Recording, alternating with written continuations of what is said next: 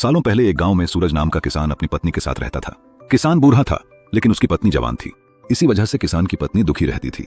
वो हमेशा अपने ही जैसे जवान पुरुष से शादी करने की चाहत मन में रखती थी।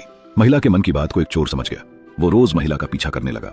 एक दिन उसने किसान की पत्नी को ठगने के विचार से उसे एक झूठी कहानी सुनाई। चोर ने कहा, सालों पहले मेरी पत्नी मुझे छोड़कर चली गई थी। अब मैं अकेला हूँ। मैं तुम्हारी सुंदरता पर मोहित हो गया हूँ और तुम्हें अपने साथ शहर ले जाना चाहता हूँ।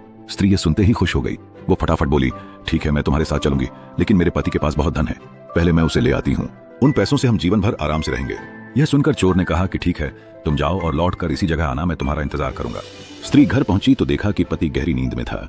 महिला ने सारे जेवर और नकदी को पोटली में बांधा और चोर के पास चली गई। किसान की पत्नी को आते देखकर चोर के मन में हुआ, अब मैं बहुत जल्दी धनवान बनने वाला हूँ, बस अब इस महिला से पीछा छुड़ाने की तरकीब निकालनी होगी। तभी किसान की पत्नी चोर के पास पहुंची। उसके पहुंचते ही दोनों दूसरे शहर की ओर निकल गए। कुछ दूर चलने के बाद रास्ते में एक नदी मिली। नदी को देखते ही चोर को एक तरकीब सूझ गई। वह महिला से बोला, देखो नदी गहरी है, इससे मैं तुम्हें पार करवाऊंगा, लेकिन पहले मैं यह पोटली नदी के उस पार रखूंगा, फिर तुम्हें साथ ले जाऊंगा। स्त्री को चोर पर पूरा विश्वास था। उसने कहा, हाँ, ऐसा करना ठीक रहेगा।